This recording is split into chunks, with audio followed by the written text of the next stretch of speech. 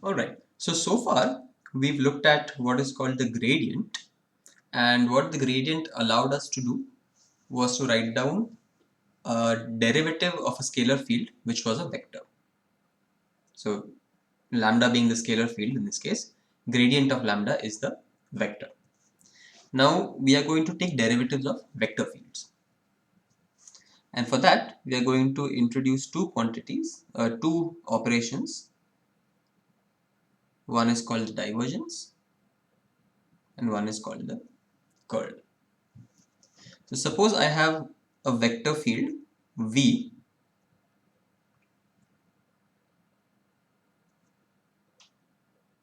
given a vector field V as a function of x, y, z, and suppose this is given as v1i plus v2j plus v3k.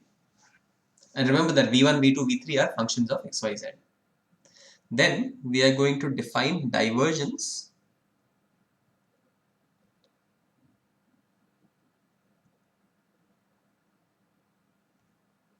of this vector field V as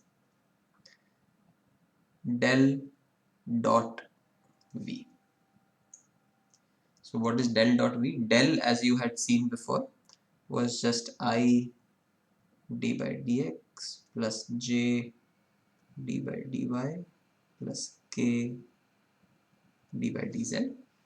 Now think of taking the dot product of this with this vector v that we have. So v1i plus v2j plus v3k.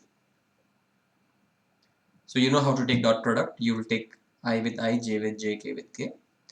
So this becomes dv1 by dx plus dv2 by dy plus dv3 by dz. So that is the definition of divergence.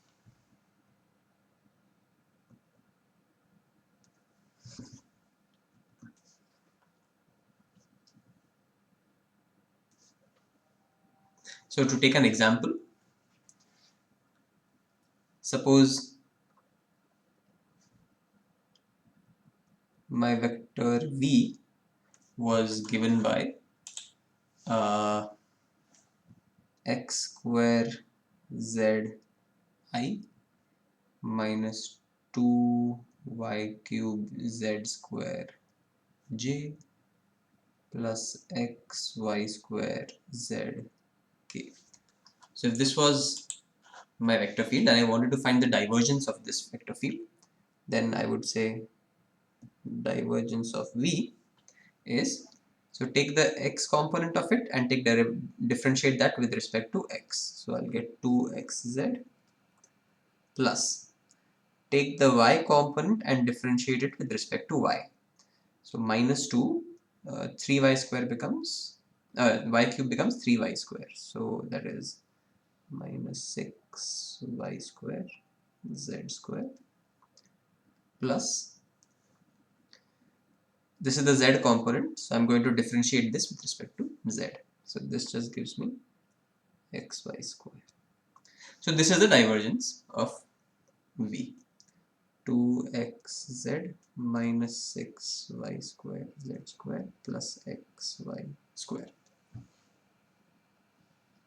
Notice that for a vector field v,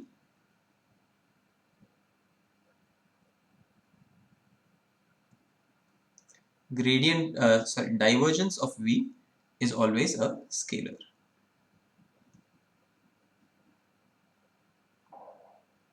Intuitively, you can think of it as being something similar to a dot product. When you take a dot product of two vectors, you always get a scalar in the end.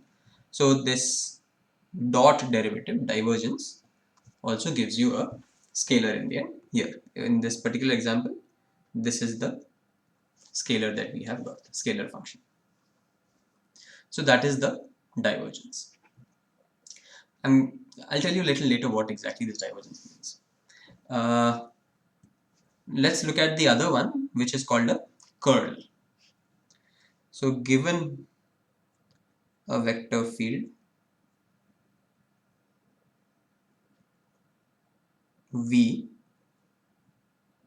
the function of x, y, z, and suppose it is once again given by v1i, v2j, v3k.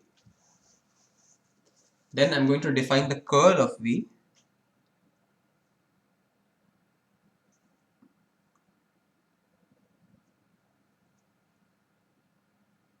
and this is written as del cross v. So this is like a cross product. If you remember how to calculate the cross product of two vectors, you have to write a determinant. Exactly the same way, we are going to write a determinant over here also. So I, j, k. What are the xyz components of the gradient of del? They are d by dx, d by dy, d by dz, and then the components of v. So v1, v2, v3. So if you calculate it out, you will get I derivative of v3 with y minus derivative of v2 with z, derivative of v3 with x minus derivative of v1 with z,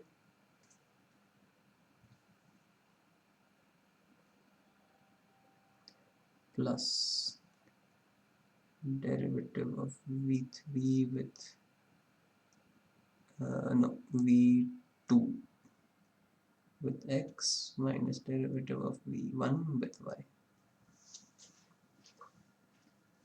So this is the definition of curl of v. So once again, let's take an example over here also.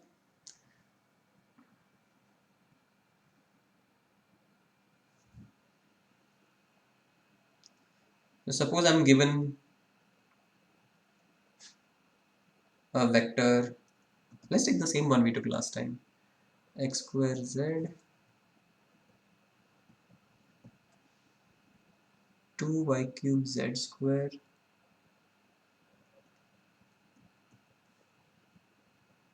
xy square z. And let's find the curl of this vector field. So to do that, I, j, k, d by dx, d by dy, d by dz, x square z minus 2y cube z square x y square z. This is going to be a bit of work. So y derivative of this gives me 2xyz minus z derivative of this gives me minus 4y cube z. I hope you're also doing the calculation on your own, because I sometimes make mistakes in these elementary calculations. So just double check them. Minus j, x derivative of this one, which is just y square z, then z derivative of this one, so minus x square, plus k times x derivative of this one, which is 0, minus y derivative of this one, which is again 0. So the curl of this vector field v is I times 2xyz plus 4y cube z minus j y square z minus x square, and there is no k component. There is no component of this curl along the z-axis. So this is how you would calculate the curl of a vector field. Point to note is that for a vector field v,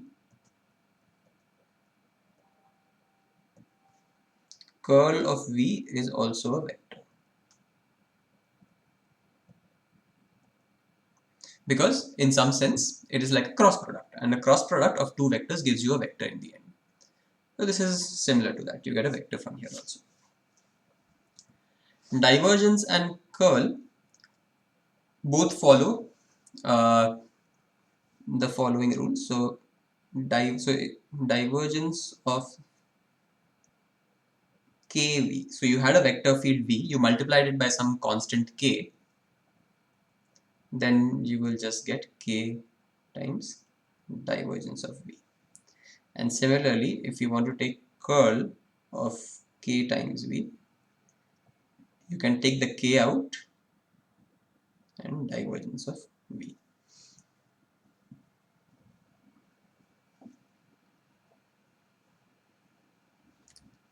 There are some theorems involving divergences and curls, like just some relations, which, let me find some of them.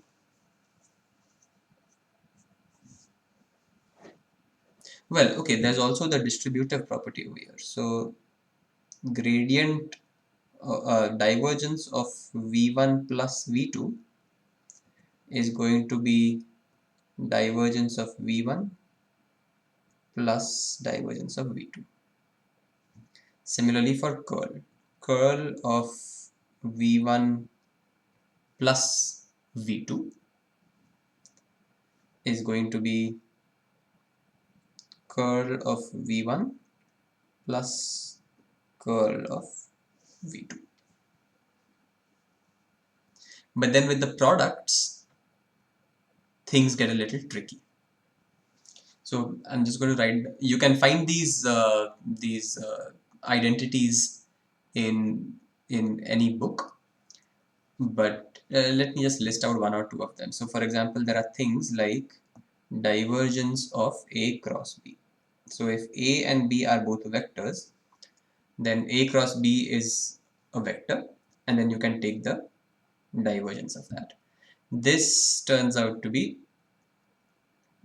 B dotted with curl of A minus A dotted with curl of B.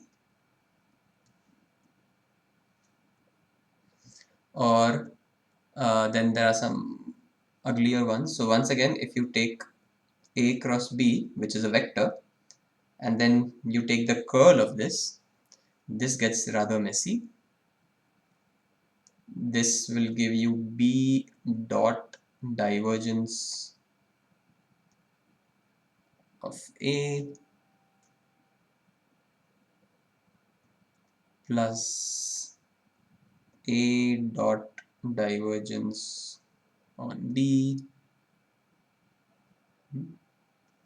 B dot divergence, sorry, minus B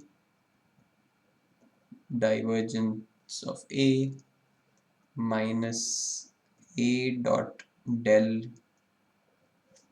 B plus A divergence of B, and so on. There are a bunch of identities like this.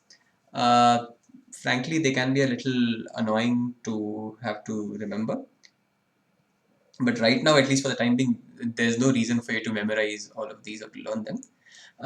There are two identities which we will use definitely in the classical mechanics course, and probably more in the other courses as well, especially in electromagnetism. So I'm going to write down those two identities for you. These are, so suppose you have a scalar field lambda, then you take the gradient of that. So you have got a vector. And now you can take a curl of a vector. This is identically 0. Or what we say, curl of gradient is 0. The second such identity is, suppose you have a vector field V, you can take the curl of it. So this is a vector, and because this is a vector, you can take divergence of this. this also turns out to be 0. So in words, if you want to say, you will say divergence of curl is 0. So these are two identities that will be useful soon. Okay, so this was a lot of mathematics. So these are all identities.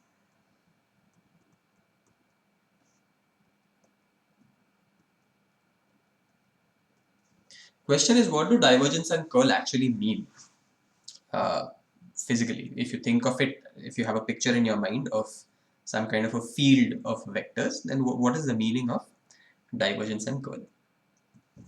So let's talk about that a little bit. So if you just think about the English word divergence,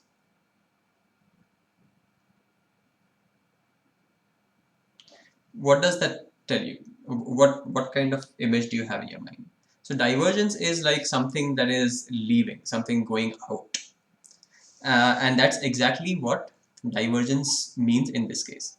So if you have a vector field v, to what extent is v leaving a certain point? So given a vector field v, if you're finding the divergence at a certain point, so if you go back, here we calculated the divergence and it came out to be this, and you can ask what is the divergence at the point 1 1 2. So then you will put x equal to 1, y equal to 1, z equal to 2 in this, and you will find out the value of the divergence at that point.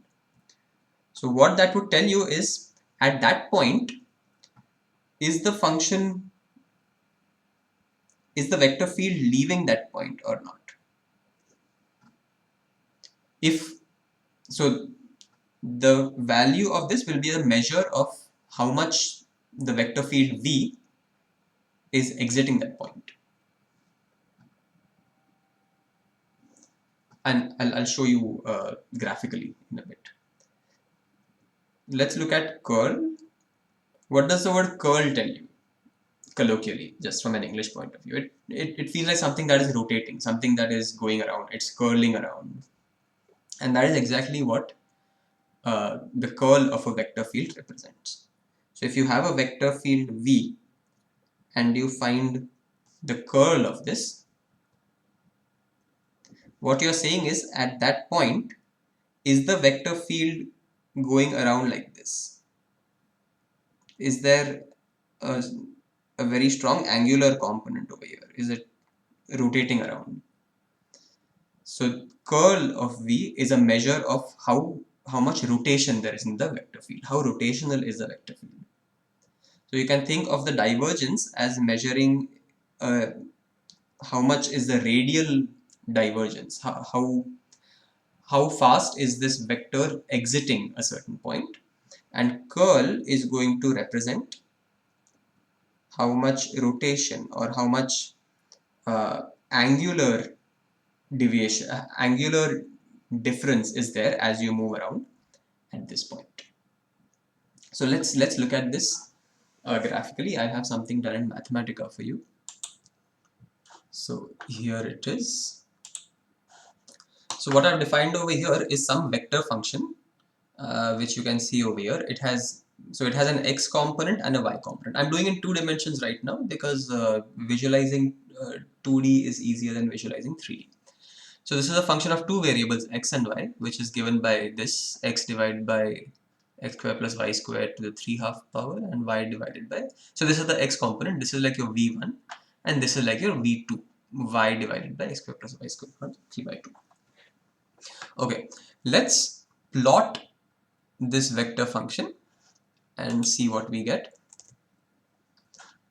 So what you see over here is, so this is the function, the vector function that I have plotted. How does it look to you? Clearly what is happening is that uh, the vector field is exiting this area. So what you might say is that there is a very strong sense of divergence. Meanwhile, do you see any kind of angular or rotational any kind of rotational feature over here in these arrows? there isn't one. So probably that will also show up when we calculate the curl of this. So let's calculate the divergence and the curl of this vector function. So if I do this, well, this gives me some value of the divergence. That's fine. And what does it give me for the curl? Curl turns out to be 0. So as we expected, we didn't see any kind of rotation over here. Therefore, the curl comes out to be 0. The divergence over here, it doesn't really say anything. Okay, never mind. So and now let's look at one more vector function that I have defined. This is very simple. Its x component is y and its y component is minus x. So this is v1 and v2. Let's plot this one and see what we get. Now over here, this vector field you can see is completely rotational. In fact, there is nothing going out, diverging out from here. So if I take the divergence of this vector function 2, I get a 0 as expected. And if I calculate the curl, I'll get something. I'm getting minus 2. Why is it negative? So, okay, the reason it is negative is that if you notice, this rotation over here is going clockwise. So in the same way that when we measure angles in geometry, you want to go anti-clockwise for the positive one. So let's see if I, instead of making this y comma minus x, if I make this minus y comma x. Okay, now let's plot this and check it goes from clockwise to anti-clockwise. Yeah, so all the arrows have flipped, they've gone anti-clockwise. Divergence is still 0. Curl has become plus 2. Curl has become positive because now the rotation is in the clockwise, in the anti-clockwise sense. So intuitively or graphically, this is the meaning of divergence and curl.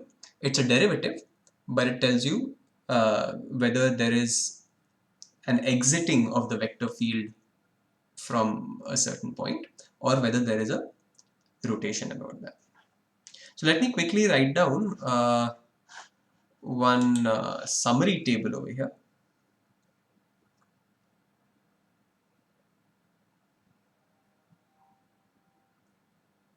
So your field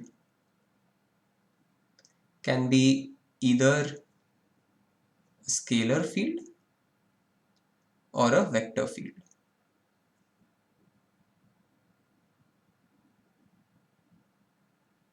We wanted to take a derivative of our field.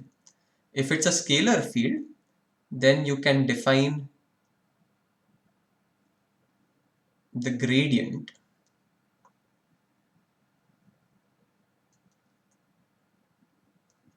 so let's say scalar field lambda, vector field v. So you can define gradient lambda, which is a vector in itself. If you have a vector field, there are two ways of defining derivatives. You can define the divergence